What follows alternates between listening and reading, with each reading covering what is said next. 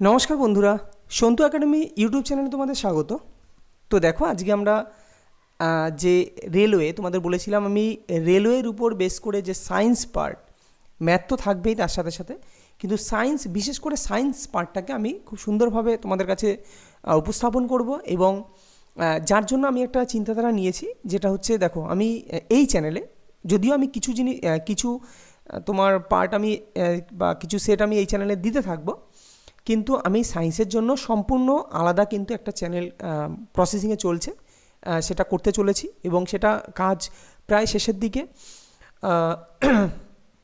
এবার যেটা বলার সেটা হচ্ছে, দেখো, এই চ্যানেলে আমার থাকবে যেটা এই যে তোমার যেসব জিকে সেট আছে, হ্যাঁ, জিকে সেট বা হিস্ট্রি, জিওগ্রাফি বা স্ট্যাটিক জিকে, কারেন্ট অ্যাফেয়ার্স। এখন আমি প্রতি সপ্তাহে একটা করে তোমাদের কারেন্ট অ্যাফেয়ার্স দেবো, মানে সাপ্তাহিক কারেন্ট অ্যাফেয়ার্স। সেখানে ধরো 100 বা যাই হোক 50, 100 এরকম 100-200 থাকবে সপ্তাহে হয়তো। তো সেটার জন্য এটা রাখবো। আর এই দিকে তোমার হচ্ছে ফিজিক্যাল সায়েন্স, বায়োলজি, কেমিস্ট্রি, যেটা ফিজিক্যাল সায়েন্সের ম্যাথ তো রেলের জন্য খুবই ইম্পর্টেন্ট। তো সেই পার্টটা পুরোপুরি আমি তোমার আর একটা চ্যানেলে দেবো। এবার সেটা এখনও চলছে, আপাতত যতদিন না হচ্ছে ততদিন আমি এই চ্যানেলেই দিয়ে যাব, যেটা হচ্ছে তোমার সায়েন্সের পার্ট। তো আজকে আমি প্রিভিয়াস ইয়ারের, যেটা হচ্ছে এএলপি টেকনিশিয়ান হয়েছিল, যেটা 2018-র 9/8 হয়েছিল, 9/8/2018। তো তার সেটটা আমি তোমাদের কাছে তুলে ধরছি এবং তোমরা বুঝতে পারবে যে কীরকম কী কোশ্চেন হয়। যারা নিউ ইয়ার্স আছো তারা তো তাদের কাছে সবথেকে ভালো এটা, যে তোমরা ধরতে পারবে, বুঝতে পারবে কেমন সেট, কেমন কোশ্চেন আসে। আর যারা পুরনো আছো বা যারা অনেক দিন ধরে এর মধ্যে প্রতিযোগিতায় আছো, তো তাদেরকেও বলি যে প্রিভিয়াস ইয়ার কিন্তু তোমাদের ভীষণই গুরুত্বপূর্ণ। রেল কিন্তু পুরোপুরি হুবহু প্রিভিয়াস ইয়ারকে ফলো করে। তো আমি প্রত্যেকটা প্রিভিয়াস ইয়ার তোমাদের করাবো এবং সেটা মানে ডেপথফুলি যাব, যাতে তোমাদের কোনো সমস্যা না হয়। আর সেই চ্যানেলে আমি কোশ্চেনের উপর বেস করেই তোমাদের জিনিসগুলোকে করাবো, ওকে, মানে ডেপথে ঢুকবো, ওকে। আর যেগুলো দেখবো এর মধ্যে, হ্যাঁ, কিছু বলার আছে আরও ডেপথফুলি, তা সেগুলো পার্ট ওয়াইজ, আমি টপিক ওয়াইজ ধরে ধরে কিছু জিনিস আমি তোমাদের দিতে থাকবো, ওকে। বা যার যে টপিকে সমস্যা, কারোর ধরো লাইট নিয়ে প্রবলেম, কারোর সাউন্ড নিয়ে প্রবলেম হতে পারে, সাউন্ডের ম্যাথ নিয়ে প্রবলেম, তো আমি টপিক ওয়াইজও কিন্তু সেই চ্যানেলে আমি দিতে থাকবো। তো যাই হোক, আজকে যে ফার্স্ট শিফট হয়েছিল 9/8/2018-তে, সেটা নিয়ে আলোচনা করি। চলো, ফার্স্ট কোশ্চেন দেখো।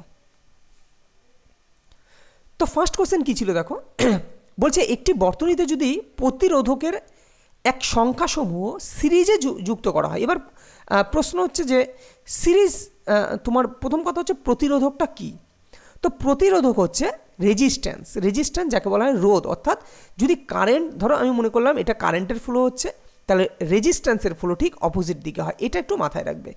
আর মিনস রেজিস্ট্যান্স বা রোধক, সেটাই বলছে প্রতিরোধক, ঠিক আছে। কাকে প্রতিরোধ করছে? কারেন্টকে। তাহলে কারেন্টের অপোজিটে রোধের ফ্লো হয়, অর্থাৎ রোধ হচ্ছে একটা বাধা, কারেন্টকে বাধা দিচ্ছে, ওকে। তো তাকে বলছে যদি সিরিজে যুক্ত করা হয় তাহলে বিদ্যুৎ প্রবাহের কি পরিবর্তন ঘটবে। এবার প্রথম যেটা কন্ডিশন আসছে, সিরিজ কি, মানে শ্রেণী সমবায় রোধকে আমরা দুটো সমবায়ে যুক্ত করতে পারি, একটা হচ্ছে শ্রেণী সমবায়, একটা হচ্ছে সমান্তরাল সমবায়। দ্যাট মিনস সিরিজ কানেকশন আর একটা হচ্ছে parallel connection. Clear? Series connection কি, একটা অ্যাজিউম করে নিচ্ছি। আচ্ছা, একটা পেজ তোমাদের কাছে নিয়ে নিই। দেখো, আমি ধরে নিলাম যে R1 একটা রোধ, R2 একটা রোধ, আর R3 একটা রোধ, তিনটে রোধ তোমাকে দিয়েছে। পরীক্ষার হলেও ঠিক এই টাইপের কোশ্চেনই আসবে। কিন্তু দেখো, কোশ্চেন করতে গেলে, অ্যান্সার করতে গেলে তোমাকে ডিটেলসে জানতে হবে। তো তিনটে রোধ, এবার যদি এটা সিরিজ কানেকশানে যুক্ত করি তাহলে কি করতে হয়, এই তিনটে রোধকে যোগ করে দিতে হয়। ক্লিয়ার? তিনটে রোধের সমষ্টি হচ্ছে তার series connection. Are parallel connection কি? প্যারালাল কানেকশান মানে হচ্ছে এই যে রোধগুলোর অনন্যকের সমষ্টি, অর্থাৎ 1/R1 plus 1/R2 plus 1/R3। Clear? অর্থাৎ রোধের যে অনন্যক, তার যে যোগফল, সেটাই হচ্ছে তোমার প্যারালাল কানেকশান। এবং এইগুলো যোগ করে একটা লসগু করে একটা মান বেরোবে, কিছু একটা বেরোবে, তাকে উল্টে দিয়ে যে রোধটা পাবো সেটাই হচ্ছে তুল্যরোধ। সেটা পরে যখন আসবো তুল্যরোধ কী, তখন আমি তোমায় বলবো। তোমরা শুধু এইটুকু জেনে রাখো যে সিরিজ কানেকশানে রোধগুলোকে কী করতে হয়, যোগ করতে হয়, আর প্যারালাল কানেকশানে রোধের অনন্যকগুলোকে যোগ করতে হয়। এইটুকু তোমরা আইডিয়াটা রেখে দাও। এবার দেখি যে সিরিজ কানেকশানটা দেখতে কেমন। ক্লিয়ার? কেননা তোমাকে এরমও কোশ্চেন দিতে পারে, একটা কানেকশান করে দিতে পারে, দিয়ে তাকে পয়েন্ট ওয়াইজ করে দিয়ে বলতে পারে যে এ পয়েন্টে এই কানেকশানটিকে কী কানেকশান বলা হয়। তো এরমও কোশ্চেন হতে পারে। তাহলে তোমাকে জিনিসটা ডিটেলসে জানতে হবে। সিরিজ কানেকশান কেমন হয়, মনে করো এটা একটা পয়েন্ট, এ পয়েন্ট, ঠিক আছে, তো এর সঙ্গে প্রথম রোধটা যুক্ত হয়ে একটা কানেকশন হবে, এটা R1 রোধ। ঠিক পরেরটার সাথে আবার আর একটা রোধ যুক্ত হয়ে এইটা R2 রোধ, পরেরটার সাথে আর একটা রোধ যুক্ত হয়ে এটা R3 রোধ। তো এইভাবে প্যারালালি এই তোমার সিরিজ কানেকশান এইভাবে হতে থাকে। ক্লিয়ার? তো এইভাবে হওয়ার জন্য সিরিজ কানেকশানে কি হয়, সিরিজ কানেকশানে প্রবাহ মাত্রাটা তো সেম থাকে, প্রবাহ মাত্রা same, but voltage is not same. কি বললাম? সিরিজ কানেকশানে প্রবাহ মাত্রা সেম থাকে, মানে ধ্রুবক থাকে, কিন্তু ভোল্টেজ কিন্তু ধ্রুবক থাকে না। ক্লিয়ার? এটা মাথায় রাখবে, কোশ্চেন আসে এখান থেকে। আচ্ছা, এবার আসি আমরা প্যারালাল কানেকশান। ক্লিয়ার? প্যারালাল কানেকশানটা কি? ধরে নিলাম এটা একটা পয়েন্ট, এইখান থেকে R1, ঠিক আছে, এটা R1 মনে করো, এই একই পয়েন্টের সাথে যুক্ত হচ্ছে এটা R2 মনে করো, ঠিক একই পয়েন্টের সাথে যুক্ত এটা R3 কানেকশন মনে করো। অর্থাৎ এই যে ভোল্টেজ, মানে এই প্রান্ত আর এই প্রান্ত, দেখো একটা জিনিস লক্ষ্য করো, এই সিরিজের, এই যে R1 সিরিজের প্রথম প্রান্তের সাথে শেষ প্রান্তের সাথে R2 সিরিজের প্রথম প্রান্ত যুক্ত, তাই কি না? তাহলে প্রত্যেকটার শেষ প্রান্ত পরেরটার প্রথম প্রান্তের সাথে যুক্ত হয়। কিন্তু তোমার প্যারালাল সিরিজে কিন্তু দেখো যতই তোমার যুক্ত হোক না কেন, যেসব রোধগুলো যুক্ত হচ্ছে, দ্যাট ইজ R1 R2, এটা R1 মনে করো, এটা R2 মনে করো, এটা R3 মনে করো, এই যে প্রত্যেকটা রোধ তারা কিন্তু একটা নির্দিষ্ট পয়েন্টেই কিন্তু যুক্ত হয়। তো এই কারণে সমান্তরাল শ্রেণী বা প্যারালাল কানেকশানে কিন্তু ভোল্টেজ সেম থাকে, কিন্তু আই এর মান কিন্তু ইজ নট সেম। অর্থাৎ তোমার মানে অ্যাম্পিয়ার প্রবাহ মাত্রাটা কিন্তু তোমার সমান্তরাল সমবায় কিন্তু সেম থাকে না। এইটুকু পর্যন্ত যা বুঝলাম আশা করি তোমরা বুঝেছো। যদি না বুঝে থাকো, যদি মনে হয় প্রথম একবারে বুঝোনি, তো ভিডিওটা তোমরা আরেকবার দেখতে পারো, দেখবে আমি নিশ্চিত তোমরা বুঝে যাবে বিষয়গুলো। ওকে, কেননা দেখো কোশ্চেন করতে গেলে, বিশেষ করে রেলের কোশ্চেন করতে গেলে তোমাকে কিন্তু বিষয়বস্তুর গভীরে ঢুকে বুঝতে হবে, উপরে উপরে পড়লে হবে না কিন্তু। তো আমি খুব সরল ভাষায় তোমাদেরকে সায়েন্স দিতে চাইছি, মানে আমি জটিল বিষয়ে যাবই না, আমি খুব সরলভাবে তোমাদেরকে বুঝিয়ে দেবো বিষয়গুলো কী। তাহলে একটা জিনিস, তাহলে এখানে প্রবাহ মাত্রা তাহলে কী হয়? প্রবাহ মাত্রা আমি ধরে নিলাম যে সমান্তরাল শ্রেণীতে আমি আই প্রবাহ মাত্রা পাঠালাম, তাহলে এই আই প্রবাহ মাত্রা না 3 ভাগে ভাগ হয়ে যায়। মনে করো প্রথমটা I1 ধরে নিলাম, I1, এইটা মনে করলাম I2, আর এইটা মনে করলাম I3। তো অর্থাৎ আমি এটাই বলতে চাইছি যে সমান্তরাল শ্রেণী সমবায় কিন্তু প্রবাহ মাত্রা কী হয়? চেঞ্জ হয়। অর্থাৎ প্রত্যেকটা রোধের মধ্য দিয়ে কিন্তু সেম প্রবাহ মাত্রা যায় না। এখানে এর মধ্যে দিয়ে একটা একরকম যাবে, এর মধ্যে দিয়ে আরেক রকম যাবে, এর মধ্যে দিয়ে আরেক রকম যাবে, একটা I1 যাচ্ছে, একটা I2 যাচ্ছে, একটা I3 যাচ্ছে। তো I1 I2 I3 সেম না। কিন্তু যদি বলি যে তাহলে এদের মানে প্রবাহ মাত্রার সমষ্টি কি সেম? মানে প্রবাহ মাত্রা সমষ্টি কিন্তু সেম, মানে প্রথম প্রবাহ মাত্রা যে পাঠাচ্ছি আমরা সমান্তরাল সময়ে, প্রথম যে প্রবাহ মাত্রা পাঠাচ্ছি সেইটা হচ্ছে, অর্থাৎ I সমান কিন্তু I1 plus I2 plus I3, এটা কিন্তু সেম হয়। আশা করি পুরোটা বুঝলে। আর একটা জিনিস বলে দিই যে এই যে আমরা ভি বলছি, অর্থাৎ বিভব প্রভেদ, তো বিভব প্রভেদ কিন্তু এর একক কি? ভোল্ট। পরীক্ষা আসে বিভব প্রভেদের একক ভোল্ট। আর এখানে রোধ, যেটা এই যে R1 R2 R3 এগুলোকে বলা হয় রোধ। তো রোধের একক কি? ওহম। ওহমকে তোমার এই চিহ্ন দিয়ে বোঝানো হয়, সেটা একটু জেনে রাখো। এই যে এই চিহ্নটা দিয়ে, এই চিহ্নটা ওহম চিহ্ন। ক্লিয়ার? বা OHMও লেখা থাকে, OHM, এটা হচ্ছে ওহম। ঠিক আছে, তাহলে রোধের একক ওহম, বিভব প্রভেদের একক হচ্ছে ভোল্ট, আর আই এর একক অর্থাৎ প্রবাহমাত্রার একক হচ্ছে অ্যাম্পিয়ার। এই তিনটে একটু মাথায় রেখো। ক্লিয়ার? এবার কোশ্চেনের দিকে আমরা চলে যাই। দেখো কোশ্চেন কি বলেছে, এবার দেখবে তোমরা কোশ্চেন নিজেরাই পারবে, ভালো করে পড়বে, আমি যা বুঝিয়েছি সেগুলো বোঝার চেষ্টা করো। বলেছে একটি বর্তনীতে যখন প্রতিরোধকের মানে এই R1 R2 R3 এর সংখ্যাসমূহ, এর এক হবে না, এটা এর হবে, এর সংখ্যাসমূহ একটি সিরিজে সংযুক্ত করা হয়। সিরিজ মিন্স শ্রেণী সমবায়। তাহলে বিদ্যুৎ প্রবাহের অর্থাৎ আই এর মানের কি পরিবর্তন ঘটে? আরে আই এর মানের কি কোনো পরিবর্তন ঘটে কি? কোনো পরিবর্তন ঘটে না, তাই আই এর মান ধ্রুবক থাকে। দেখো তোমরা যদি কনসেপ্ট জানো তাহলে এই কোশ্চেন করা কিন্তু ইজি। চলো নেক্সট কোশ্চেন। যদি ভিডিওটা ভালো লেগে থাকে অবশ্যই তোমরা লাইক করো, শেয়ার করো। ওকে, আচ্ছা নেক্সট কোশ্চেন দেখো, এবং সাবস্ক্রাইব করো চ্যানেলটিকে। যাই হোক, তো কোশ্চেন নাম্বার 2 কি আছে? বলছে জাস্ট 1 মিনিট। বলছে যেসব উদ্ভিদের পৃথকীকৃত উদ্ভিদ শরীর হয় না, মানে অ্যাকচুয়ালি কী বলতে চাইছে, এই লাইনটা হয়তো তোমাদের বুঝতে অসুবিধা হচ্ছে। পৃথকীকৃত যেমন আমরা যেমন আম গাছ দেখি, আম গাছের ডাল থাকে, ডালপালা থাকে, মূল থাকে, হ্যাঁ, শিকড় থাকে, মানে শিকড় বা মূল থাকে, তারপরে ধরো পাতা, লতা পাতা, আমরা এগুলোকে আলাদা আলাদা করতে পারি, কোনটা লতা, কোনটা পাতা, কোনটা ডাল, বা কোনটা শিকড়, কোনটা কাণ্ড, এগুলো আলাদা করতে পারি তো। কিন্তু বলছে যেসব উদ্ভিদের এইসব আলাদা করা যায় না, ঠিক আছে, তাদের কোন গোষ্ঠী, তারা কোন গোষ্ঠীর অন্তর্গত? ফেনাডোগ্যামস, টেরিডোফাইটা, ব্রায়োফাইটা, থ্যালোফাইটা। তো মনে রেখো এটা তারা হচ্ছে থ্যালোফাইটা গোষ্ঠীর অন্তর্গত। ক্লিয়ার? এবার তোমাকে কি এইটুকু জানলে হবে? দেখো থ্যালোফাইটা অ্যাকচুয়ালি থ্যালোফাইটা কারা? থ্যালোফাইটা হচ্ছে, যেমন তোমাকে যদি পরিষ্কার বলি, শৈবাল। তোমরা শৈবাল অনেকে দেখেছো, যেই বলবো শৈবাল তখন কিন্তু বুঝে গেছো। শৈবালের দেখবে তোমরা কোনটা পাতা, কাণ্ড, হ্যাঁ, মূল, কিছুই আলাদা করা যায় না। তো শৈবাল কিন্তু অ্যাকচুয়ালি থ্যালোফাইটা, মানে শৈবাল মানেই হচ্ছে থ্যালোফাইটা। ঠিক আছে? এই এই এই এই যে শৈবাল শ্রেণীর যেসব আরও উদাহরণ আছে, সেগুলো যেমন আমি বলি, তোমার হচ্ছে ভলভক্স, হ্যাঁ, ভলভক্স, ক্ল্যামাইডোমোনাস, এগুলো কিন্তু শুনে শুনে মনে রেখো। ক্লিয়ার?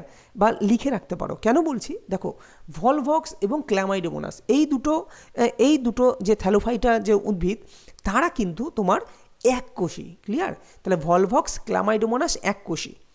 আর স্পাইরোগাইরা, উলভা, এরাও কিন্তু থ্যালোফাইটা, কিন্তু এরা বহুকোষী। এবার পরীক্ষা আসতে পারে নিচের কোনটি এককোষী থ্যালোফাইটা শ্রেণীর অন্তর্গত? এককোষী। তাহলে তোমাকে অপশান দিয়ে দিল। তাহলে এগুলো তোমাকে জানতে হবে কি, ভলভক্স, ক্ল্যামাইডোমোনাস, এরা হচ্ছে এককোষী থ্যালোফাইটা উদ্ভিদ বা এককোষী শৈবাল। আর স্পাইরোগাইরা এবং তোমার উলভা, উলভা উলভা মানে নতুন নাম শুনতে পারো, উলভা, হ্যাঁ, কারণ এগুলো কিন্তু যত আপডেট হচ্ছে বই না, তত নতুন নতুন নাম আসছে, কারণ বিজ্ঞান তো তৈরি হচ্ছেই নিত্য নতুন। তো এই কারণে এখন কিন্তু যেগুলো কারেন্ট তৈরি হচ্ছে না, সেগুলো থেকে কোশ্চেন বেশি দেবে। তো উলভাটাও কিন্তু থ্যালোফাইটা উদ্ভিদ। ক্লিয়ার? আচ্ছা, যদি বলি তোমার ব্রায়োফাইটা কি, তো ব্রায়োফাইটা হচ্ছে মস জাতীয় যেসব উদ্ভিদ। মস, যেমন আমি বলি থ্যালাস প্রকৃতির যেসব উদ্ভিদ, যেমন হচ্ছে তোমার রিক্সিয়া, হ্যাঁ, এই ব্রায়োফাইটা হচ্ছে তোমার রিক্সিয়া, ঠিক আছে, রিক্সিয়া মানে মস জাতীয় যেসব, রিক্সিয়া, তারপর হচ্ছে পোগোনেটাম, হ্যাঁ, এগুলো আমি তোমাদের এই বিভিন্ন যে গোষ্ঠী, অর্থাৎ এগুলো হচ্ছে ক্লাস 9-এর বইয়ে জীবন ও তার বৈচিত্র্যের একটা পার্ট আছে, আমি সেখানে খুব সুন্দরভাবে তোমাদের একটা ছোট্ট ভিডিওর মাধ্যমে, খুব আধ ঘন্টা 30 মিনিট কি 40 মিনিট একটা ভিডিওর মাধ্যমে আমি পুরো ডিটেলসে তোমাদের এটা করিয়ে দেবো। ঠিক আছে? এইখানে সব কিছু করানো সম্ভব না। তারপরে এইগুলো হচ্ছে ব্রায়োফাইটা, তো বললাম মস, যেমন টেরিডোফাইটা, তোমরা ফার্ন গাছ দেখেছো, এখন তো আর দেখাই যায় না। ফার্ন গাছ দেবে কাটা কাটা বড় বড় লম্বা লম্বা পাতা হয়। তো ফার্ন গাছ যেগুলো, সেগুলো হচ্ছে টেরিডোফাইটা। যেমন তোমার লাইকোপোডিয়াম, তারপরে শুষ্নি গাছ দেখেছো, সেগুলো কিন্তু তোমার এই টেরিডোফাইটার মধ্যে পড়ে। তো যেখানে উদ্ভিদ শরীর এগুলো পৃথকীকৃত করা যায় না, তারা হচ্ছে থ্যালোফাইটা শ্রেণীর অন্তর্গত। চলো নেক্সট কোশ্চেন। বলছে ব্লিচিং পাউডারে জল যোগ করলে কোন গ্যাস নির্গত হয়? ব্লিচিং পাউডারে জল যোগ করলে কোন গ্যাস নির্গত হয়? ক্লোরিন, কার্বন ডাইঅক্সাইড, অক্সিজেন নাকি হাইড্রোজেন? তো রাইট অ্যান্সার হচ্ছে ক্লোরিন। এবার কি করে মনে রাখবে? দেখো ব্লিচিং পাউডারের সংকেত কি, আমি এর আগে অনেক বিভিন্ন ক্লাসে বলেছি এর আগে, যে CaOCl2, তাই না, OCl2, এর সাথে তুমি যদি জল যোগ করো না, তাহলে এটা কি তৈরি করে? দেখো এখন নয় ক্লোরিন দিচ্ছে, পরীক্ষা এটাও দিতে পারে। এখানে যদি ক্যালসিয়াম হাইড্রোক্সাইড অপশন হতো, ক্লোরিন না হতো, তাও কিন্তু রাইট অ্যান্সার হতো। কেননা এই ব্লিচিং পাউডার জলের সঙ্গে বিক্রিয়া করে ক্যালসিয়াম হাইড্রোক্সাইড, CaOH2 আর ক্লোরিন তৈরি করে। ক্লিয়ার? তাহলে তোমাকে যদি ক্লোরিন না দিয়ে এই অপশনটা দিয়ে দিত, তাহলে তুমি পারতে? কারণ তোমার তো তখন মনে হতো এ তো ক্লোরিন হয়, তাহলে এছাড়া কোনটা হবে? তো এর জন্য ডিটেলসে জিনিস জানতে হবে, তবেই কিন্তু পারবে, তবেই কিন্তু তুমি অন্যদের থেকে কিছুটা হলেও এগিয়ে থাকবে। ওকে, তো রাইট অ্যান্সার কী হবে? রাইট অ্যান্সার এখানে ক্লোরিন, কিন্তু এর সাথে সাথে আমাদের জানতে হবে ব্লিচিং পাউডারে জল যোগ করলে কিন্তু ক্যালসিয়াম হাইড্রোক্সাইডও তৈরি হয়। এবং এই ক্যালসিয়াম হাইড্রোক্সাইডের একটা মিষ্টি নাম আছে, যাকে বলা হয় কলিচুন। পরীক্ষা আসে যে কলিচুনের সংকেত কী? তো ক্যালসিয়াম হাইড্রোক্সাইডকে বলা হয় কলিচুন। আর এরই পরিপূরক আর একটা চুন আছে, যেটা হচ্ছে পোড়া চুন, সেটাকে বলা হয় ক্যালসিয়াম অক্সাইড। তাহলে ক্যালসিয়াম অক্সাইড হচ্ছে পোড়া চুন, আর ক্যালসিয়াম হাইড্রোক্সাইড কলিচুন। এবার পরীক্ষায় আসে, এরমও পরীক্ষায় আসে যে কলিচুনে জল যোগ করলে কি উৎপন্ন হয়? পরীক্ষা এরমও আসে যে কলিচুনে যদি আমরা জল যোগ করি, কলিচুনের মধ্যে যদি ওয়াটার দিই, তাহলে কি উৎপন্ন হয়? সেটাও কিন্তু ক্যালসিয়াম হাইড্রোক্সাইড উৎপন্ন হয়। তো ডিটেলসে এইভাবে যদি পড়ো, আমার মনে হয় তোমাদের আস্তে আস্তে সায়েন্স ভীতি কেটে যাবে এবং তথ্য ধীরে ধীরে তোমাদের আপগ্রেড হতে থাকবে। ওকে, এখান থেকে আরও কিছু কোশ্চেন আমরা আলোচনা করতে পারি, যেটা হচ্ছে কার্বন ডাইঅক্সাইড। কার্বন ডাইঅক্সাইড থেকে খুব বিউটিফুল একটা কোশ্চেন হয়, যেটা হচ্ছে তোমার শুষ্ক বরফ, তাই না? শুষ্ক বরফ, এটা কিন্তু কঠিন কার্বন ডাইঅক্সাইডকে বলা হয় শুষ্ক বরফ। ওকে, যার টেম্পারেচার -23°C পর্যন্ত করা যায়। কিসের জন্য হয়? ওই তোমার নুন আর বরফ যদি মিশিয়ে দাও তাহলে সেখানে শুষ্ক বরফ তৈরি করা হয়, এবং মাছ মাংস সংরক্ষণে কিন্তু এই শুষ্ক বরফ কাজে লাগে। অক্সিজেন থেকে একটা খুব সুন্দর কোশ্চেন হয়, পরীক্ষায় যেটা আসে যে অক্সিজেনের একটি বহুরূপতার নাম বলো। অক্সিজেনের একটি বহুরূপতা কি, বা রূপভেদ, বহুরূপতা তো অ্যালোট্রপি, বা বলা যায় অক্সিজেনের রূপভেদের নাম কি? তো মনে রাখবে অক্সিজেনের একটা রূপভেদ হচ্ছে ওজোন, O3 কিন্তু অক্সিজেনের রূপভেদ। ক্লিয়ার?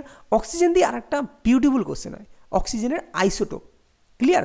অক্সিজেনের কিন্তু 3টি আইসোটোপ আছে, পরীক্ষায় গ্রুপ ডিতে এসেছিল 3টি আইসোটোপ। কী কী? 8 ও 16। জায়গাটা খুব কম, একটু জায়গা নিই। তো অক্সিজেনের 3টি আইসোটোপ কি? একটা হচ্ছে 8 ও 16, 8 ও 17, আর একটা হচ্ছে 8 ও 18।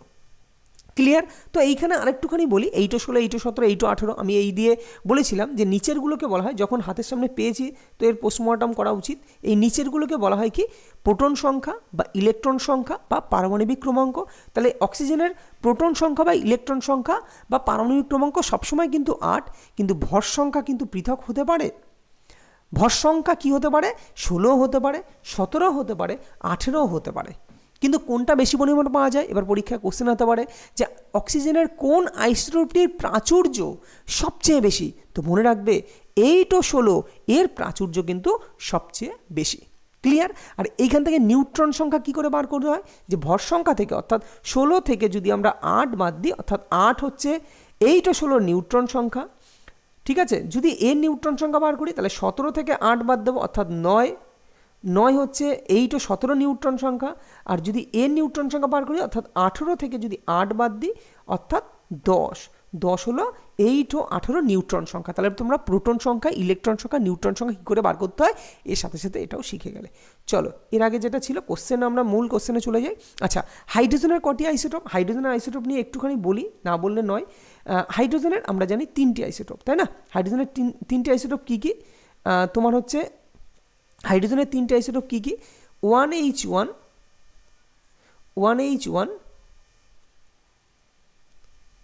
আচ্ছা 1H2, 1H2, আর একটা হচ্ছে 1H3। তো হাইড্রোজেনের এই 3টি আইসোটোপ। প্রথম এই যে আইসোটোপ 1H1, একে বলা হয় প্রোটিয়াম, পরেরটাকে বলা হয় ডয়টেরিয়াম বা ভারী হাইড্রোজেন, আর লাস্টেরটাকে বলা হয় ট্রাইট্রিয়াম। এবার এইখান থেকে একটা কোশ্চেন আছে যে হাইড্রোজেনের কোন আইসোটোপটি তেজস্ক্রিয়? হাইড্রোজেনের কোন আইসোটোপ তেজস্ক্রিয়? তো মনে রাখবে ট্রাইট্রিয়াম বা টিট্রিয়াম, অনেকে বলে ট্রাইট্রিয়াম, অনেকে বলে টিট্রিয়াম। আমার অ্যান্সার নিয়ে কথা, জাস্ট নামটা একটু মাথায় রেখো। এই টিট্রিয়াম বা 1H3 এই হাইড্রোজেন হচ্ছে তেজস্ক্রিয় আইসোটোপ। ক্লিয়ার? আর এটা হচ্ছে ভারী হাইড্রোজেন বা D2, এটাকে D2ও বলা হয়। ঠিক আছে? ভারী জলের সংকেত কি পরীক্ষা আসে? ভারী জলের সংকেত হচ্ছে D2O। তো এই D2O, তাহলে এই ডিটা কি অ্যাকচুয়ালি? ডিটা হচ্ছে অ্যাকচুয়ালি হাইড্রোজেনের, এই ভারী হাইড্রোজেনের সংকেত। ক্লিয়ার? এই ডিটা অ্যাকচুয়ালি কি? ডিটা হচ্ছে ভারী হাইড্রোজেন, অর্থাৎ 1H2, এই যে হাইড্রোজেনের যে আইসোটোপটা, এটা হচ্ছে D2O। আর এই 1H1 হচ্ছে সাধারণ হাইড্রোজেন। এবার এইখান থেকে একটা ভালো কোশ্চেন হয় যে হাইড্রোজেনের কোন আইসোটোপে কোনো নিউট্রন থাকে না? দেখো, নিউট্রন মানে কি? উপরেরটা থেকে নিচেরটার বিয়োগ, অর্থাৎ 1 - 1 বিয়োগ করলে কী হবে? 0। অর্থাৎ 1H1 যেটা সাধারণ হাইড্রোজেন বা প্রোটিয়াম, এই হাইড্রোজেনে কিন্তু কোনো নিউট্রন থাকে না। আশা করি তোমরা বুঝতে পেরেছো। এবং এই কোশ্চেনের বেসিসে যেসব কোশ্চেন হতে পারে আগামী দিনে, তাও কিন্তু আলোচনা করে দিলাম। ঠিক এইভাবেই কিন্তু আমাদের সায়েন্স যে আমাদের সিরিজগুলো এইভাবেই কিন্তু চলবে। ওকে, চলো নেক্সট কোশ্চেন। বলছে একটি 4 কেজি বস্তু অনুভূমিকভাবে 5 মিটার/সেকেন্ড গতিতে চলছে। তার গতি 10 মিটার/সেকেন্ড বাড়ানোর জন্য ওই বস্তুর উপর সম্পন্ন করা মোট কাজের পরিমাণ হলো। অর্থাৎ আরেকবার বলছি, কি বলতে চেয়েছে দেখো ভালো করে। বলছে একটা বস্তু, আমি ধরে নিলাম এটা একটা বস্তু, ঠিক আছে? এই বস্তুর ফার্স্ট ভেলোসিটি কত ছিল? এটা এই বস্তুর ওজন কত? 4 কেজি, তাই না? একটু বড় করে এই বস্তুটা আঁকি, তাহলে একটু সুবিধা হবে। এর হচ্ছে 4 কেজি। 4 কেজি একটা ভরের বস্তু। ক্লিয়ার? যার প্রথম গতিবেগ ছিল হচ্ছে 5 মিটার পার সেকেন্ড। বুঝে করবে, জিনিসটা বোঝার চেষ্টা করো। এবার বলছে এর গতিবেগটা আমি বাড়িয়ে, আমি এই বস্তু, এই 4 কেজি ওজনের যে বস্তু ছিল তার গতিবেগ বাড়িয়ে আমি 10 মিটার পার সেকেন্ড করব। তাহলে এখানে কি পরিমাণ ওয়ার্ক করতে হবে অর্থাৎ কি পরিমাণ কাজ করতে হবে এটা আমাকে চেয়েছে। ক্লিয়ার? আচ্ছা, আমরা যদি এখানে কিসে কাজের পরিমাণ জুলে দিয়েছে, তাহলে আমরা শক্তি বার করতে পারি। দেখো এই অঙ্কগুলো ধরতে হবে আগে, যে কোন ফর্মুলা দিয়ে করবে, আগে তো ধরতে হবে তারপরে তো করবে। তো আমরা যখনই শক্তি বার করব, শক্তি যখনই মাথায় ঘুরছে, কারণ এখানে জুল কার একক? জুল হচ্ছে শক্তির একক। তো যখন শক্তি বার করবো আমাকে শক্তির রাশিমালা দিয়েই কিছু করতে হবে। শক্তির 2টো রাশিমালা আছে, দেখো আসি, শক্তির 2টো রাশিমালা। একটা হচ্ছে mgh, যেটা হচ্ছে স্থিতি শক্তি রাশিমালা। কি শক্তি? স্থিতি শক্তি, যাকে বলা হয় পোটেনশিয়াল এনার্জি। আমি বেশি ফুল ফর্ম লিখলাম না, পিই, পোটেনশিয়াল এনার্জি। আর একটা হয় হাফ mv², যেটা হচ্ছে কাইনেটিক এনার্জি। তো আমাকে কাইনেটিক এনার্জি বার করতে বলেছে। ক্লিয়ার? তাহলে দেখো আমরা বলতে পারি তার কাইনেটিক এনার্জি, এবার দেখো যখন 10 মিটার পার সেকেন্ড স্কোয়ার, তার কাইনেটিক এনার্জি বেশি হবে। তাহলে আমাকে 2টো গতিবেগ দিয়ে দিয়েছে, তাহলে আমি হাফ এম কমন নিতে পারি কি না? ওই অঙ্কটা থেকে আমি হাফ এম কমন নিতে পারি। তাহলে হাফ এম যদি কমন নিই, তাহলে প্রথম ভেলোসিটি কত ছিল? অ্যাকচুয়ালি আর একটু ক্লিয়ারিটি করে দিই, আমি কেন হাফ এম একবারে নিলাম না। দেখো হাফ এম v² মানে v2², কেননা এই ভেলোসিটিটাকে আমি v2 ধরলাম। আমাকে এই যে ভেলোসিটি বলেছে, এই যে ভেলোসিটি, এটাকে আমি v2 ধরলাম আর এটাকে আমি v1 ধরলাম। ক্লিয়ার? এবার মাথায় রেখো v2তে ছিল কত? v2তে ছিল 10 মিটার পার সেকেন্ড আর v1এ ছিল 5 মিটার পার সেকেন্ড। ক্লিয়ার? এবার আমরা ওই স্লাইডে চলে যাই। দেখো তাহলে v2 আগে, তাহলে half M v2² minus half M v1²। Clear? কেননা আমরা কাইনেটিক এনার্জি বার করছি। তাহলে হাফ এম আমি কমন নিয়ে নিলাম। তাহলে v2-র মান কত? v2-র মান হচ্ছে 10 ছিল, তাহলে 10², তাহলে 10² করলে কত হবে? 100 হবে, মাইনাস ওইদিকে v1 কত ছিল? 5, 5 5 কত হবে? 25। ক্লিয়ার? তাহলে হাফ এর মান কত? 4 কেজি বলেছে, তাহলে 4 কেজি ইন্টু তোমার 75, তাই কি না? কেননা 100 থেকে 25 বাদ দিলে 75, তাহলে 2 দুগুণি 4 কাটাকুটি করে 25 দুগুণি 75 দুগুণি কত হবে? 150। তো রাইট অ্যান্সার 150 জুল। তো কারেক্ট অ্যান্সার কী হবে? কারেক্ট অ্যান্সার কিন্তু 150 জুল। তো এইভাবে কিন্তু তোমার অঙ্ক করতে হবে। ক্লিয়ার? চলো নেক্সট কোশ্চেন। আশা করি তোমরা বুঝতে পারছো জিনিসগুলো। নেক্সট বলছে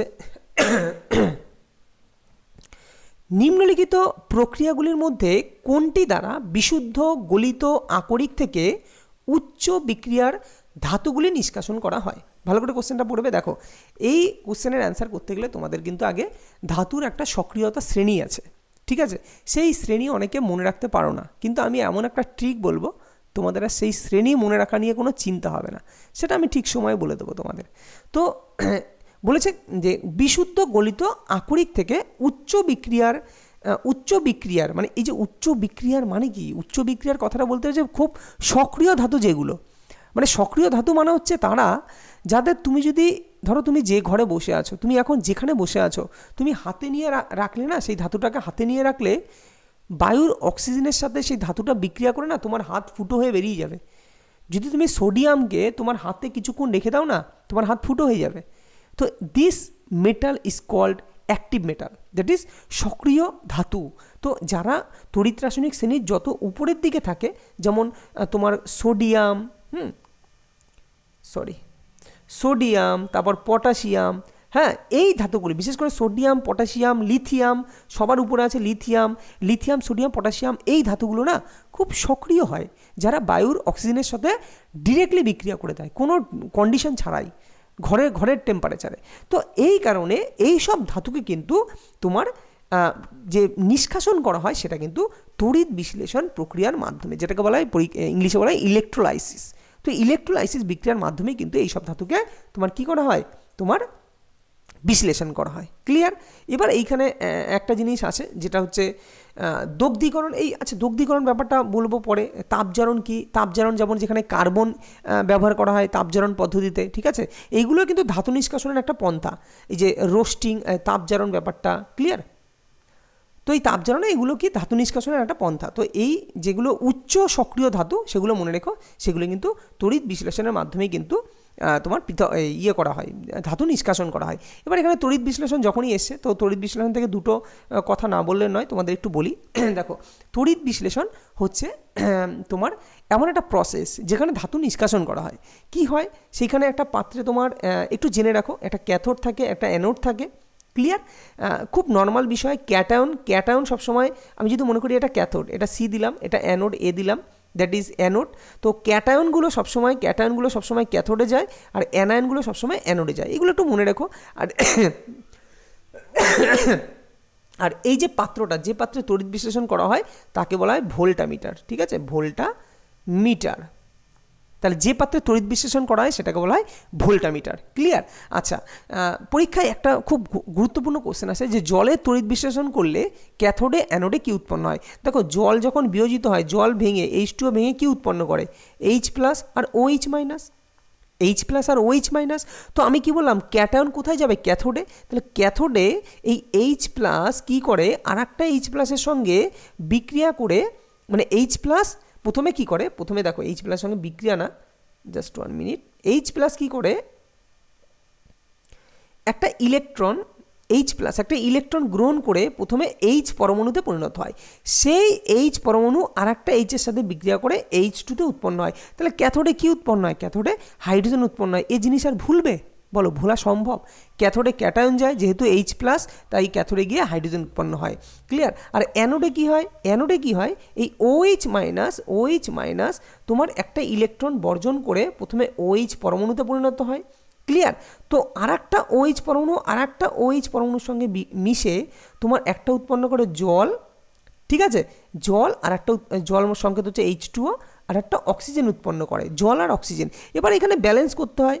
ব্যালেন্স করলে তুমি দেখো এখানে দুটো H2O আর একটা O আছে, তো এখানে অ্যাকচুয়ালি 4OH- বিক্রিয়া করে। ঠিক আছে, মানে 2OH যদি দাও তাহলে তোমার দেখো এখানে 2OH আর 2OH যদি দাও তাহলে এখানে তুমি হিসাব করে দেখো, এখানে অক্সিজেন হচ্ছে টোটাল কত? অক্সিজেন হচ্ছে এখানে 2H2O দাও, তাহলে দেখো হাইড্রোজেন 4টে হয়ে যাবে। দেখো 2 দুগুণি 4, 2 দুগুণি 4, হাইড্রোজেন 4টে, আর অক্সিজেন হচ্ছে এখানে 2টো আর এখানে 2টো। দেখো ব্যালেন্স হয়ে গেল। ঠিক আছে, মানে 2OH + 2OH দিয়ে 2H2O + O2। তোমাদের ব্যালেন্স ইকুয়েশন দরকার নেই, আমি তোমাদের বোঝানোর চেষ্টা করছি যে অ্যানোডে অ্যাকচুয়ালি অক্সিজেন উৎপন্ন হয়, আর ক্যাথোডে হচ্ছে 2 ভাগ হাইড্রোজেন উৎপন্ন হয়। ক্লিয়ার? এইটা মনে রেখো। তো এইখানে এই জিনিসই বলার ছিল, এইখানে এই কটা জিনিসই বলার ছিল।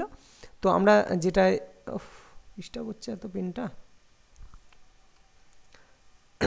তো যে কোশ্চেন ছিল সেটা হচ্ছে তড়িৎ বিশ্লেষণ। চলো নেক্সট কোশ্চেন।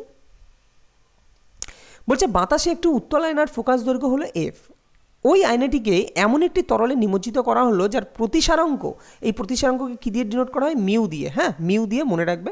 প্রতিসারাঙ্ক অর্থাৎ মিউ ইকাল টু কি, এটা একটু বলে দিই। মিউ ইকাল টু হচ্ছে sin I/sin R। এই I বা R কি? I বা R একটু বলে দিই। এটা I হচ্ছে তোমার আপতন কোণ, যেটাকে বলা হয় তোমার আপতন কোণ, আর আর হচ্ছে প্রতিসরণ কোণ, মানে একটা রিফ্র্যাক্টিভ ইন্ডেক্স, একটা ইনসিডেন্ট অ্যাঙ্গেল, রিফ্র্যাক্টিভ অ্যাঙ্গেল, আর এটা হচ্ছে ইনসিডেন্ট অ্যাঙ্গেল। ওকে, তো এটা হচ্ছে আপতন কোণ, এটা প্রতিফলন কোণ। তো মিউ মানে এটা, পরবর্তীকালে আরও কিছু জানবে। তো এবার বলছে তার একটা ফোকাস দৈর্ঘ্য, একটা আয়নার ফোকাস দৈর্ঘ্য F বলছে এই আয়নাটিকে এমন একটি তরলে নিমজ্জিত করা হলো যার প্রতিসারাঙ্ক এত, মানে সেই তরলের প্রতিসারাঙ্ক এত। তাহলে বলছে তরলে আয়নার ফোকাস দৈর্ঘ্য কত হবে? খুব ইজি কোশ্চেন। ফোকাস দৈর্ঘ্য যা থাকবে তাই হবে, কেননা একটা তথ্য মনে রেখো যে ফোকাস দৈর্ঘ্য হচ্ছে নিজের ধর্ম।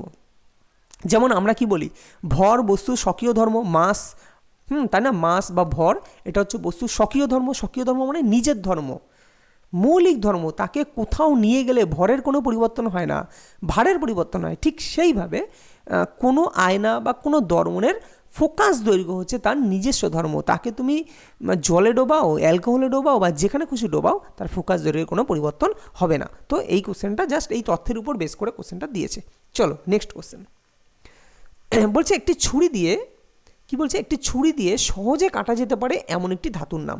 তো খুবই ইজি কোশ্চেন, এটা কিন্তু সোডিয়াম। সোডিয়ামকে কিন্তু সোডিয়াম সফট মেটাল হয়, দ্যাট ইজ নরম ধাতু হওয়ায় সোডিয়ামকে সহজেই আমরা ছুরি দিয়ে কাটতে পারি। ঠিক সোডিয়াম, এবং মনে রেখো ম্যাগনেসিয়ামকেও কিন্তু ছুরি দিয়ে কাটা যায়। ওকে, আচ্ছা, তো এই সোডিয়াম আবার একটা ইম্পর্টেন্ট একটা কোশ্চেন হয়। এই সোডিয়ামকে মনে রেখো, পরীক্ষায় কোশ্চেন আসে যে সোডিয়ামকে কিন্তু কেরোসিনের নিচে ডুবিয়ে রাখতে হয়। তার কারণ কি এইমাত্রই বললাম, তুমি যদি সোডিয়ামকে হাতের তালুতে রেখে দাও এবং তোমার হাতের মধ্যে যদি একটু সামান্যতম ঘাম হয় না, সোডিয়াম ওই জলের সঙ্গে বিক্রিয়া করে সোডিয়াম হাইড্রোক্সাইড তৈরি করে দেবে এবং যেহেতু এটা তীব্র ক্ষার, তোমার এখানে ঘা সৃষ্টি হবে, ঘা সৃষ্টি হওয়ার সাথে সাথে তোমার কিন্তু হাত ফুটো হয়ে যাবে। অ্যাকচুয়ালি যে ম্যাজিশিয়ানরা অনেক সময় ম্যাজিক খেলা দেখায়, তুমি যদি কোনো জায়গা থেকে সোডিয়াম, আমি বলবো না কেননা ল্যাবরেটরি থেকে এটা কখনোই আনা উচিত না, কেননা কেমিক্যালি পার্ট তোমরা না জেনে সেই কেমিক্যালকে হাত দেওয়া উচিত না।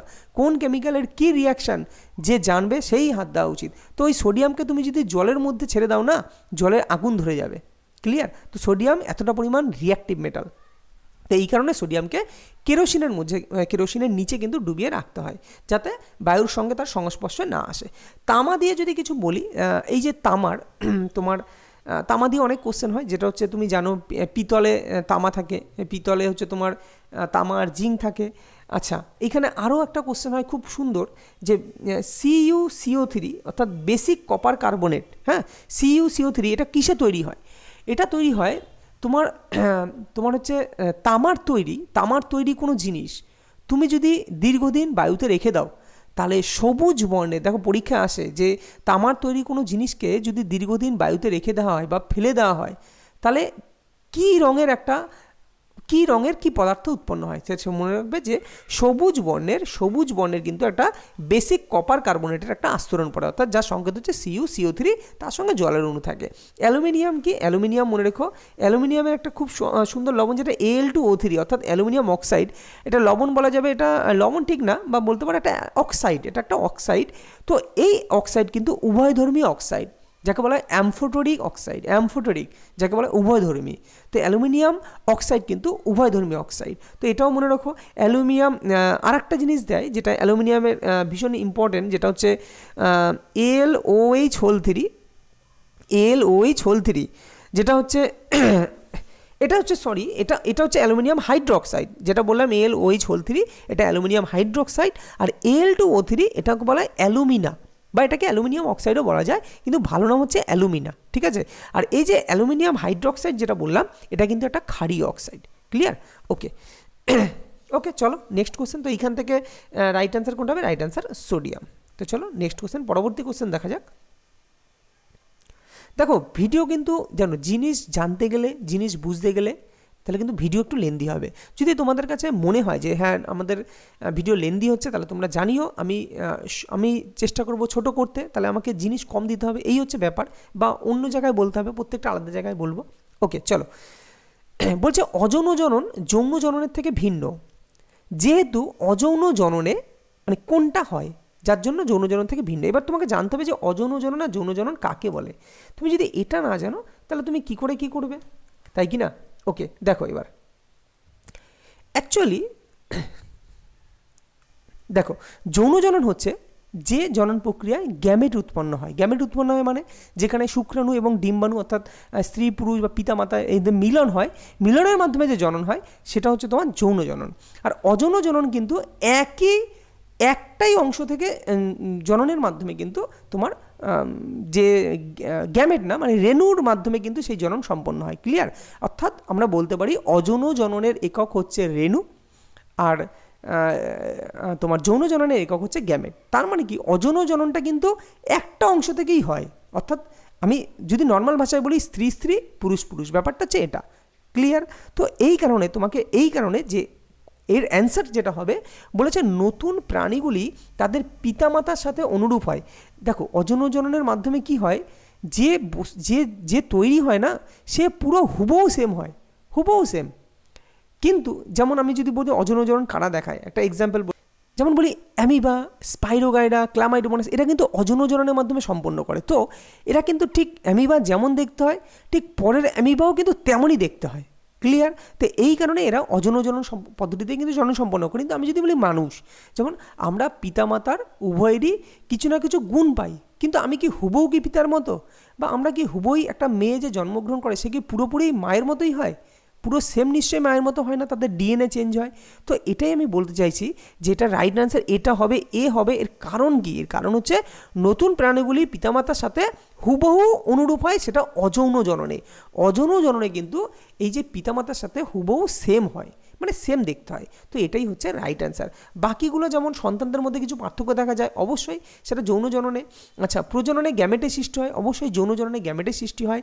আর গ্যামেটের নিউক্লিয়াস দ্বয় জুড়ে যায়, গ্যামেটের নিউক্লিয়াস দ্বয় অবশ্যই জুড়ে যায়। তো রাইট অ্যান্সার, আশা করি তোমরা এর যে বেসিক ধারণাটা সেটা বুঝে গেছো। ওকে, আর ওর সাথে সাথে ওটাও মনে রেখো যে অযৌন জননের একক হচ্ছে রেণু আর যৌন জননের একক হচ্ছে গ্যামেট। নেক্সট, নিম্নলিখিতগুলির মধ্যে কোনটি অক্টাভিস শ্রেণীবিন্যাস? অক্টাভিস শ্রেণীবিন্যাসের, আচ্ছা অক্টাভিস না, এটা প্রিন্টিং, এটা হবে অক্টেভ। ক্লিয়ার? অক্টেভ, হ্যাঁ, অক্টেভ শ্রেণীবিন্যাসের নিউল্যান্ডসের সূত্রের শেষ মৌলিক পদার্থ। নাও তোমরা আমরা পড়েছো যে পিরিয়ডিক টেবিলের অনেক কটা ধাপ আছে, একটা হচ্ছে নিউল্যান্ডসের অক্টেভ ল, তোমরা পড়েছো। যদি না পড়ে থাকো আমি পিরিয়ডিক টেবিল নিয়ে একটা ব্রিফলি একটা আইডিয়া দেবো।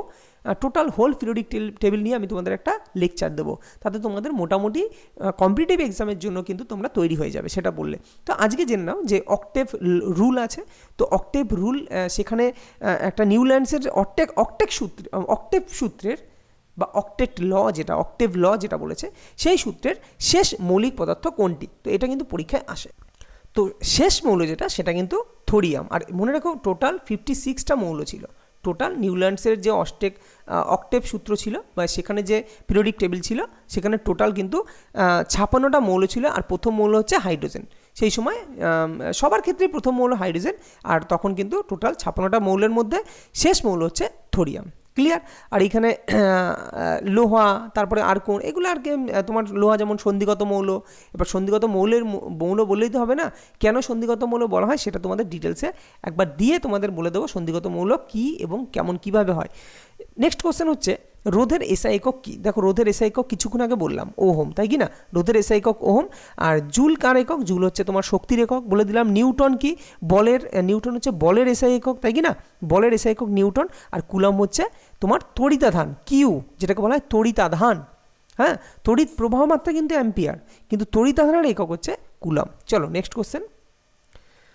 বলছে একটি NH4 অণুতে কতগুলি পরমাণু আছে? দেখো পরমাণু, তো এটাকে ভেঙে দাও, এটাকে পুরো টোটাল ভেঙে দাও, তাহলে দেখবে পেয়ে যাবে। নাইট্রোজেন কটা আছে? দেখো হোল 2 বলেছে, সংকেতটা একটু ভালো করে লিখি, NH4 হোল 2 SO4 এটা দিয়েছে। তো এখানে নাইট্রোজেন কটা আছে? নাইট্রোজেন 2টো আছে। দেখো এন, কী কী মৌল আছে শিখিয়ে দিই, কী কী মৌল আছে আগে ভেঙে নাও। এন আছে, এইচ আছে, এইচ আছে, তোমার এস আছে, আর ও আছে। দেখো এন আছে কটা? এন আছে 2টো। এইচ আছে কটা? এইচ আছে তোমার 4 দুগুণি 8, 8টা। এস আছে কটা? 1টা। আর ও আছে 4টে, তাই না? তাহলে 8 আর 2 10, আর 1 11, 11 আর 4 কত হবে? 15। তো টোটাল অ্যান্সার, রাইট অ্যান্সার কি? Option A. তো খুব ইজি কোশ্চেন এই টাইপের। ওকে, চলো নেক্সট কোশ্চেন। ড্যাশের গুণফল হিসাবে ভর বেগ পরিমাপ করা হয়। দেখো ভর বেগের মধ্যে লুকিয়ে আছে ভর আর বেগ, ভর ইন্টু বেগ, তার মানে ভর ইন্টু বেগ। কোথায় আছে ভর ইন্টু বেগ? তো ভর ইন্টু বেগ। এইখানে দুটো জিনিস বলার আছে যে ভর, দেখো দৈর্ঘ্য, আমি কতগুলো নাম বলছি শুনে নাও, নোট ডাউন করতে পারো। দৈর্ঘ্য, ভর, সময়, আর একটা কী আছে এই মুহূর্তে আমার মাথায় আসছে না, সময় আর একটা কার্য যত সম্ভব। হ্যাঁ, এগুলো হচ্ছে কার্য না, যাই হোক দৈর্ঘ্য, ভর, সময়। দেখো যখন এটা বলেছি একটুখানি বলে দিই যে প্রাথমিক তোমার হচ্ছে প্রাথমিক একক, আর মৌলিক একক, আর একটা হচ্ছে লব্ধ একক। হ্যাঁ, মৌলিক একক আর লব্ধ একক। টোটাল 7টা কিন্তু মৌলিক একক আছে। মৌলিক একক কাদের বলা হয়? যারা কারোর উপর ডিপেন্ড করে না, নিজে স্বাধীন, তারা হচ্ছে মৌলিক একক। টোটাল 7টা মৌলিক একক আছে, বাকি সব লব্ধ একক। সেই 7টা মৌলিক একক কিন্তু পরীক্ষায় আসে যে নিচের কোনটি মৌলিক একক। তো কতগুলি আছে? টোটাল 7টা। এটা কিন্তু মনে রাখবে, এটাও পরীক্ষায় এসে টোটাল কতগুলি মৌলিক একক আছে। তো মনে রাখবে, এগুলো আমি বলছি, লিখছি না, টাইম লাগবে। দৈর্ঘ্য, ভর, সময়, দীপন প্রাবল্য বা আলোক দীপ্তি যাকে বলা হয়, ঠিক আছে, তড়িতের তোমার পদার্থের পরিমাণ যেটা মোল, অর্থাৎ দৈর্ঘ্য, ভর, সময়, দীপন প্রাবল্য বা আলোক দীপ্তি। আচ্ছা, পদার্থের পরিমাণ যাকে মোল হিসাবে ডিনোট করা হয়। আর একটা হচ্ছে তোমার উষ্ণতা, ঠিক আছে, উষ্ণতা। আর একটা তোমার হচ্ছে তড়িৎ প্রবাহ মাত্রা, ঠিক আছে। এই যে 7টা আমি নাম বললাম, এরা হচ্ছে প্রাথমিক তোমার প্রাথমিক একক। আর বাকি যত আছে ওজন, বল, ত্বরণ যা আছে সব কিন্তু লব্ধ একক। এগুলো মনে রেখো, এই 7টা মনে রাখলে বাকি তো মনে রাখার তোমার প্রয়োজন নেই। এবার এর মধ্যে বলি, এর মধ্যে দৈর্ঘ্য, ভর, সময় এরা হচ্ছে স্কেলার রাশি। আরও আছে কার্য, স্কেলার রাশি। তো এইখানে এর জন্য একটু বলছি, যে বলে দিই, এই ভরটাকে বলা হয় স্কেলার রাশি, কিন্তু ত্বরণ, বল, বেগ, হ্যাঁ, এগুলো হচ্ছে ভেক্টর রাশি। যেখানে ভর সেগুলো হচ্ছে স্কেলার রাশি। স্কেলার রাশি, ভেক্টর রাশি নিয়ে আবার একদিন বলবো, কোনো অসুবিধা নাই। এই তো কেবল শুরু হলো, আজকে আমরা ফার্স্ট এটা। তো কেমন লাগছে তোমরা অবশ্যই শেয়ার করো এবং আমাকে কমেন্ট করো। ওকে, চলো নেক্সট কোশ্চেন। ঋণাত্মক ত্বরণ ড্যাশের বিপরীত দিকে হয়। আগে বুঝতে হবে যে ত্বরণটা কী, তারপরে তো জানবো ঋণাত্মক ত্বরণ। ত্বরণ মানে হচ্ছে, দেখো তোমরা সবাই কেউ না কেউ বাইক চালিয়েছো বা সাইকেল তো চালাও নিশ্চয়ই, সবাই সকলেই সাইকেল চালাতে জানো বা চালাও। আমরা প্যাডেল করি কেন? আমরা যে হঠাৎ করে প্যাডেল করি বা জোরে করি, আস্তে করি, বা প্যাডেল তো আসছে না, যাই হোক আমরা প্যাডেল করি, এর কারণ কি? বেগটাকে বাড়ানোর জন্য। তো দ্যাট মিনস একটা নির্দিষ্ট সময়ে এই যে বেগ তুমি বাড়াচ্ছ, এটাকেই বলা হয় ত্বরণ। আর যদি বেগ কমাও কী করে? ব্রেক কষে, এটাকেই বলা হয় মন্দন। তার মানে আমরা বলতে পারি যে গতিবেগের যে ঋণাত্মক পার্ট, অর্থাৎ ঋণাত্মক গতিবেগকেই অ্যাকচুয়ালি মন্দন বলা হয়। আরে গতিবেগের যদি কমিয়ে দিই তাহলেই তো মন্দন হয় না। তাহলে আমাকে বলেছে ঋণাত্মক ত্বরণ মানেই মন্দন। বলছে ড্যাশের বিপরীত হয়। কার বিপরীত হয়? গতিবেগের বিপরীত হয়, তাই কি না? তো রাইট অ্যান্সার অপশান এ। এই নিয়ে বেশিক্ষণ বলার কিছু নেই। তো এইখানে একটা জিনিস বলা যায় যে বেগের তোমার একক পরীক্ষায় আসে, এটা সিজিএস একক হচ্ছে সেমি পার সেকেন্ড, এটা হচ্ছে সিজিএস একক। আর এসআই একক হচ্ছে তোমার মিটার পার সেকেন্ড হচ্ছে এসআই একক। বলের একক তোমার সিজিএস পদ্ধতিতে হচ্ছে তোমার বলের একক হচ্ছে ডাইন, হ্যাঁ, ডাইন। আর এসআই পদ্ধতিতে নিউটন, এসআই পদ্ধতিতে নিউটন। আচ্ছা, দূরত্বের একক তো সবাই জানো, দূরত্বের একক মিটার বা সেন্টিমিটার। আর তোমার ভরবেগের একক কি? ভরবেগের একক এইমাত্র যেটা ভর ইন্টু বেগ, অর্থাৎ সেইভাবে কিলোগ্রাম, ভর হচ্ছে গ্রাম, আর হচ্ছে বেগ মিটার পার সেকেন্ড বা সেমি পার সেকেন্ড। তাহলে যদি সিজিএসে বলি তাহলে গ্রাম সেমি পার সেকেন্ড, এটা হচ্ছে ভরবেগের একক। আর যদি এসআইতে বলি তাহলে কি হয়ে যাবে? তখন গ্রামটা হয়ে যাবে কি কেজি, আর ওটা হয়ে যাবে মিটার পার সেকেন্ড। এগুলো কীভাবে কি বানাতে হয়, একক বানাতে হয় কীভাবে, তাও আমি তোমাদের শিখিয়ে দেবো। তো কোনোটাতেই কোনো সমস্যা নেই। মাত্রাও পরীক্ষা দেয়, মাত্রাও শিখিয়ে দেবো কী করে মাত্রা করতে হয়। চলো নেক্সট কোশ্চেন।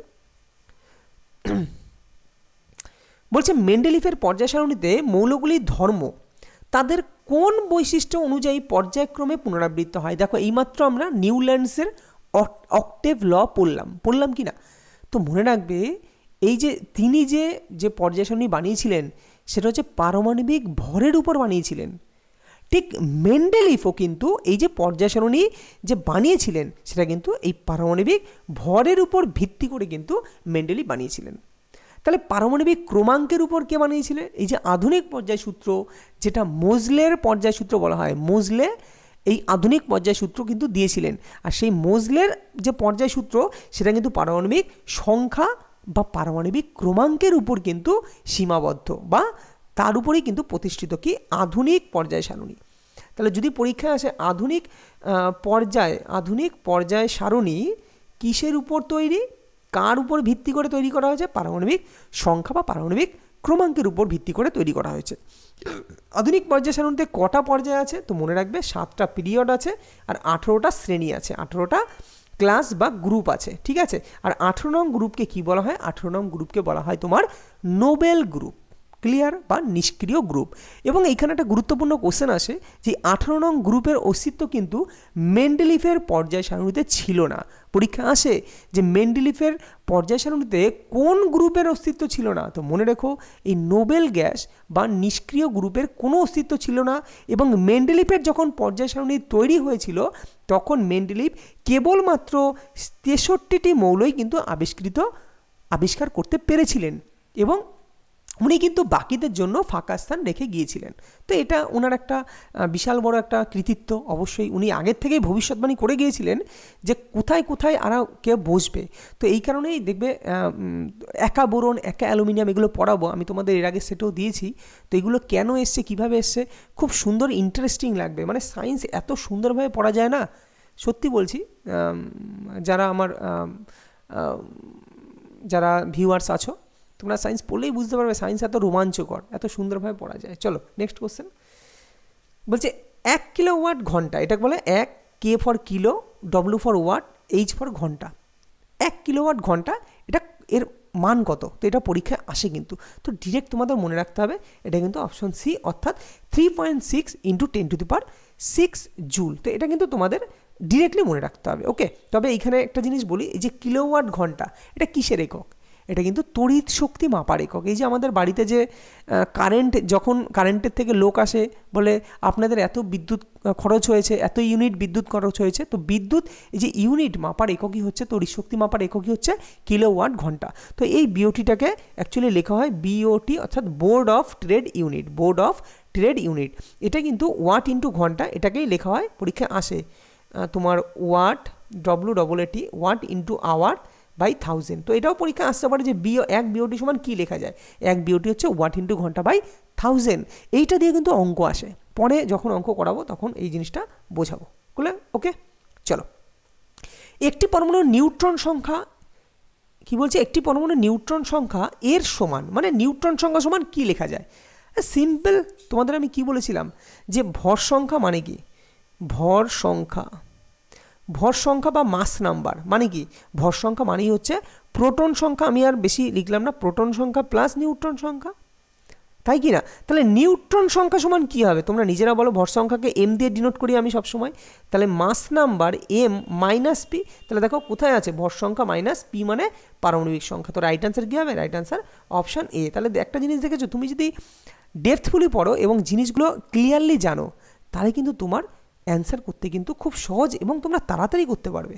চলো নেক্সট কোশ্চেন। র্যানভিয়ারের নোড, এটা নোড হবে, নোড মিন্স পর্ব। র্যানভিয়ারের পর্ব হলো এটি কিছু আণুবীক্ষণিক ফাঁক যা দেখতে পাওয়া যায় কোথায়? দেখো র্যানভিয়ারের পর্ব তোমরা ক্লাস 9-এ পড়েছো, নিউরন পড়েছো, 9 কি 10-এ? ওকে, 10-এর জীবনবিজ্ঞানে, লাইফ সায়েন্সে তোমরা নিউরন পড়েছো। নিউরন হচ্ছে আমাদের কি কোষদেহের তোমার গঠনগত কার্যগত একক হচ্ছে নিউরন। তো নিউরন পড়তে গিয়ে আমরা অ্যাক্সন, ডেনড্রন পড়েছি। সেই অ্যাকশনের মধ্যেই কিন্তু তোমার এই অ্যাকশন ডেনড্রনের মধ্যেই কিন্তু তোমার ওই অ্যাকশনের মধ্যে অ্যাকচুয়ালি র্যানভিয়ারের পর্ব থাকে। এবং সেখানে যে মানে অ্যাকচুয়ালি আমি ছবি আঁকা খুব একটা ভালো পারি না, তবু আমি তোমাদের বলছি যে তোমরা করেছো অন্তত, যে এইখানে কেমন কাটার মতো এরম থাকে। তো এইখানে কোষদেহ এরমভাবে চলে গেছে। তো কোষদেহ এইখানে যে দুটো, আচ্ছা ছবি তোমাদের দেখো, আমি ছবি সত্যিই খুব কম জানি, তো ছবি দরকার হয় আমি একটু প্র্যাকটিস করে তোমাদের এই নিউরন নিয়ে দরকার হয় আলাদাভাবে তোমাদের বুঝিয়ে দেবো। তো এইটুকু বলে দিই যে দুটো যে র্যানভিয়ারের পর্বর মাঝখানে ফাঁকা গ্যাপ থাকে, ঠিক আছে? এই র্যানভিয়ারের পর্ব বলছি কেন, অ্যাকশনের মাঝখানে ফাঁকা গ্যাপ থাকে। তো ওইখানেই যে ফাঁকা গ্যাপ, অর্থাৎ মায়োলিন অ্যাকশন, মায়োলিন অ্যাকশন মানে এটাকে বলা হয় মায়োলিন শীথ। তোমরা একটু দেখে নিতে পারো ক্লাস 10-এর বইয়ে, নিউরনের এই জায়গাটা। তো মায়োলিন শীথ, ওটাকেই ওইখানে যে দুটো মায়োলিন শীথের মাঝখানে যে গ্যাপটা থাকে, সূক্ষ্ম গ্যাপ, ওটাই হচ্ছে র্যানভিয়ারের পর্ব। ক্লিয়ার? তো এটার অ্যান্সার হবে মায়োলিন শীথ। এইখানে একটা জিনিস বলি, এই যে কন্ড্রোব্লাস্ট, এটা একটু মাথায় রেখো, ঠিক আছে? এই যে কন্ড্রোব্লাস্ট বা তোমার হচ্ছে এটা কি? কন্ড্রোব্লাস্ট হচ্ছে তোমার যত সম্ভব এটা হাড়ের ক্ষেত্রে দেখা যায়। হাড়ে কিন্তু না, অস্টিওব্লাস্টটা মনে হচ্ছে, তোমরা একটু দেখে নিও, তবু অস্টিওব্লাস্টটা মনে হয় হাড়ের তরুণাস্থি গঠনে কাজে লাগে। ক্লিয়ার? হাড়ের তরুণাস্থি গঠনে মনে হয় অস্টিওব্লাস্ট লাগে, যেটা হচ্ছে তোমার তো অস্টিওব্লাস্ট তোমার হয়তো তরুণাস্থি বা হাড়ের পুনর্নির্মাণ গঠনে, এই দুটোর মধ্যে আমি কনফিউশন আছি। কন্ড্রোব্লাস্টটা দেখে নিও আর অস্টিওব্লাস্টে নিও, তবে দুটোর মধ্যে যে কোনো একটা হচ্ছে তরুণাস্থি গঠনে, একটা হাড়ের পুনর্নির্মাণে। ওকে, চলো নেক্সট কোশ্চেন। বলছে একটি সার্চ লাইটের প্রতিফলকটি হলো, একটা সার্চ লাইট মানে এই যে টর্চ লাইট, সেই টর্চ লাইটের প্রতিফলক কোনটা? সেটা কি? উত্তল আয়না, নাকি একটু চোঙ আকারের আয়না, নাকি অবতল আয়না, নাকি সমতল আয়না? তো সার্চ লাইটে যে দর্পণটা থাকে সেটা কিন্তু অবতল দর্পণ। কেন থাকে একটু বলি। দেখো সার্চ লাইটে আমরা যখন কোনো কিছু খুঁজি, আমরা তো ম্যাক্সিমাম দূর যেতে চাই, মানে আমরা চাই লাইটটা যেন ম্যাক্সিমাম দূর যায়। ক্লিয়ার? এর জন্য তাহলে অবতল আয়নায় যদি আমি জিনিসটা রাখি, কোনো ফোকাসে যদি লাইট রাখি, তাহলে লাইটের আলোটা কি হবে? লাইটের আলোটা প্রথমে এরমভাবে পড়বে, আর অবতল যেহেতু, এই তলটা যেহেতু অবতল, তাই আলোটা এইভাবে বেরিয়ে যাবে, অর্থাৎ আলোটা পড়ে সমান্তরালভাবে বেরিয়ে যাবে। সমান্তরাল অর্থাৎ অনেক দূর আমরা জিনিসগুলো দেখতে পারবো। তো এই কারণে অবতল আয়না, কিন্তু সার্চ লাইটে অবতল আয়না দেওয়া হয়। কিন্তু পরীক্ষায় যদি এই কোশ্চেন দেয়, স্ট্রিট লাইটে কোন দর্পণ ইউজ করা হয়, তো স্ট্রিট লাইটে কিন্তু আমরা কি অনেক দূর দেখার জন্য স্ট্রিট লাইট ইউজ করব? তা না, স্ট্রিট লাইটে আমরা কি চাইবো, আলোটা যেন বিস্তার হয়, তাই কি না, অনেকটা পরিধি জুড়ে যেন আলোটা দেখা যায়, মানে জায়গাগুলো দেখা যায়। তাই স্ট্রিট লাইটে মনে রাখবে উত্তল দর্পণ ইউজ করা হয়। ক্লিয়ার না? স্ট্রিট লাইটে উত্তল দর্পণ আর সার্চ লাইট হচ্ছে অবতল দর্পণ। দেখো খুব ইজিলি পড়া যায়। সমতল আয়নায় কী হয়, সমতল আয়নায় কোনো বস্তু বড়ও হয় না, সমানও হয় না। সমতল যেটা আমরা ঘরের যে আয়না ইউজ করি সেটা হচ্ছে তোমার সমতল দর্পণ। দ্যাট মিনস তুমি যেমন তেমনই দেখতে।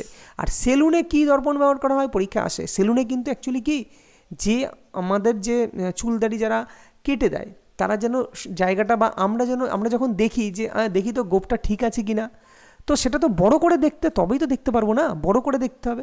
তো যে কোনো বস্তু বড় করে দেখায়, মনে রাখবে বস্তুকে বড় করে দেখায় কোন আয়না, কোন দর্পণ, সেটা হচ্ছে অবতল দর্পণ। অবতল দর্পণ বস্তুকে বড় করে দেখায় আর উত্তল দর্পণ বস্তুকে ছোট করে দেখায়। তো জিনিসগুলো এইভাবে মনে রাখবে।